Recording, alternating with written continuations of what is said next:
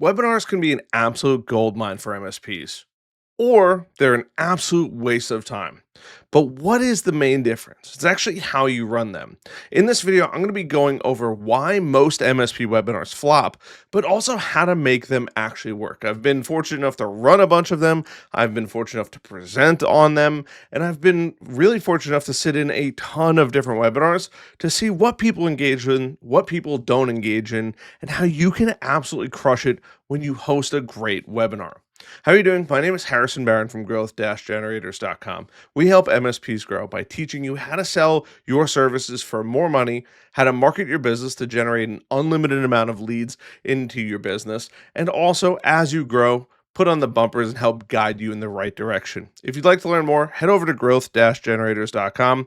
If you see here, I have the resources page open, tons of free resources. Go check them out, from payment processing, or better yet, a mention of payment processing, but battle cards, acronym cheat sheets, just great resources that you're going to need for your MSP.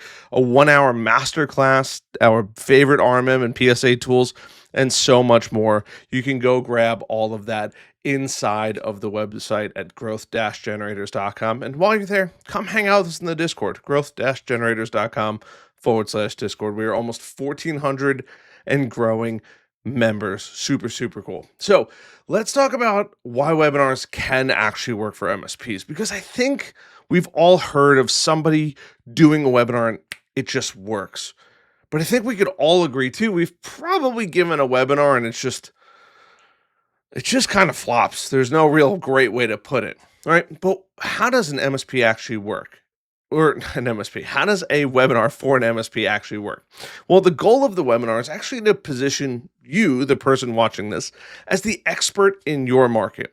And your job or your goal is to deliver this great idea.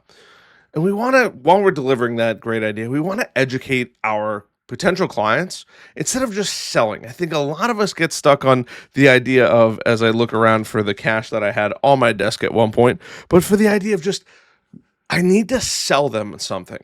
And I think where we lose a lot of people is we don't bring them on the journey of growth and education and what they could be doing right, what they could be doing wrong, and how to actually grow it.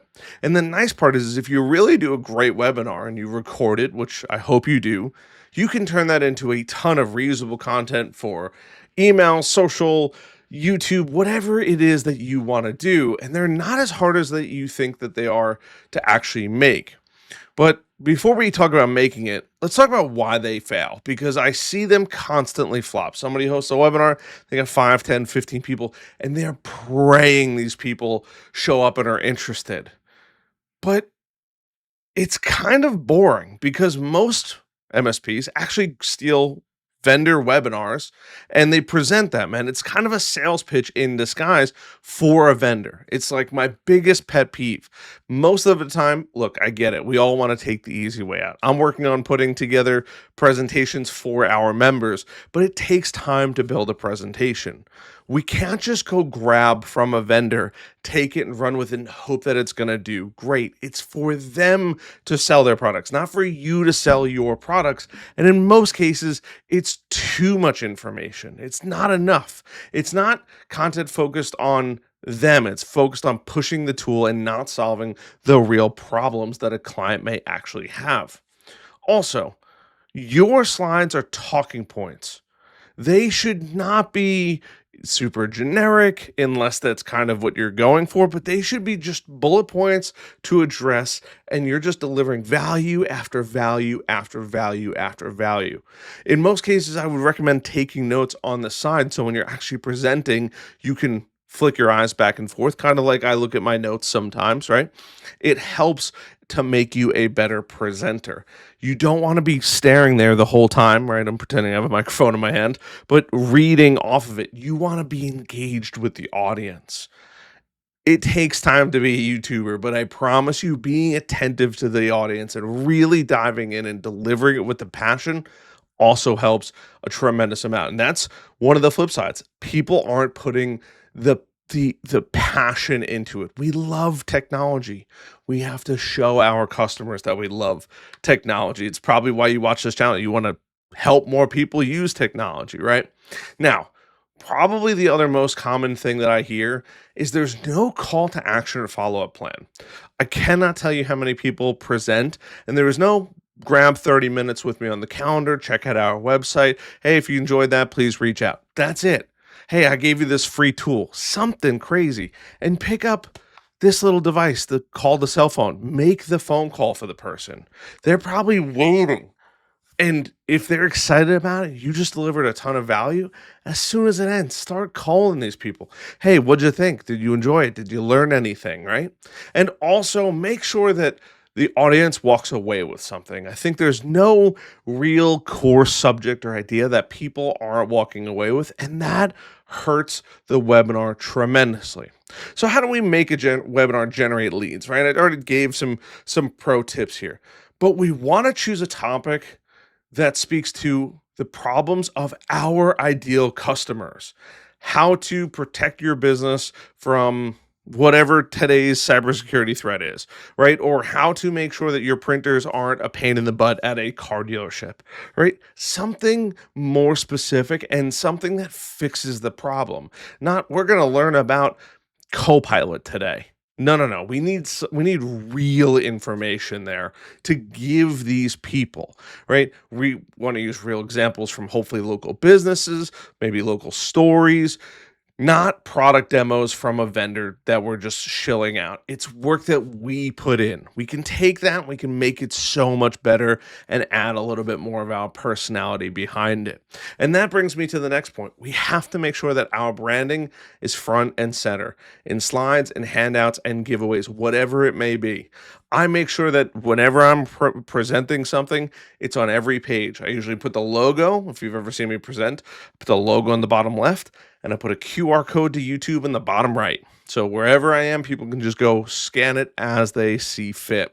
And last but not least, please, please, please record your webinar for two reasons. One, you're going to repurpose that content for a bunch of different channels. But two, I know nobody wants to hear themselves speak. We probably grind our teeth and cringe at the idea of having to listen to ourselves. I totally understand that. But there is nothing better than listening to it again and seeing what you did right and what you did wrong, right? And if I could ask you real one quick second, hit that like button, subscribe button, notification bell.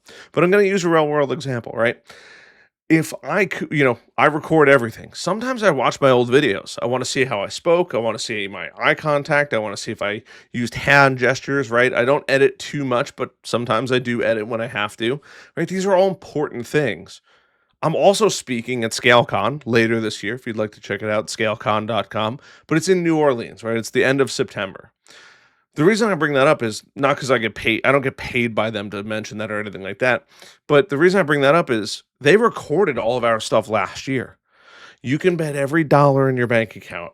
I am going to go watch myself for 30 or 45 minutes, however long I spoke, to make sure that not only do I remember what I spoke about last year, how I delivered. I don't speak in front of large groups very often. So I need to make sure I can remember all of that. If you don't already have a little plod device for sales, get one. You're obviously recording it on your computer, listen to it over. Now, I've given you a ton of value in this video. What you should do, what you shouldn't do, the calls to action. Maybe it's a download, a handout, something like that.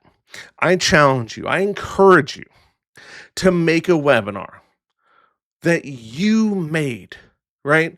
Who it's for, the problem that you're actually solving, the education and supporting documents and things like that that they need to know to solve the actual problem.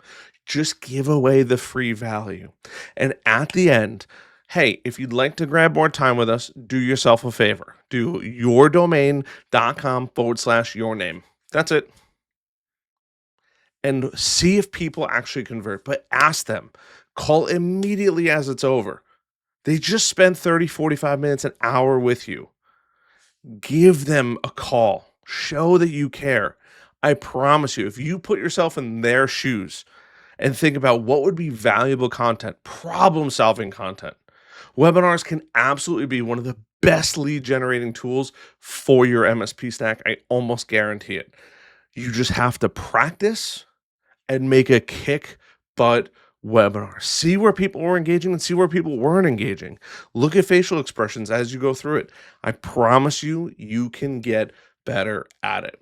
I hope you guys found some value in this video. If you did, like button, subscribe button, notification bell, and I'll see you guys in the next one. Back to posting regularly. I had vacation, my birthday, the child is going back to school. We're back in it, baby. See you guys in the next one. Love you guys.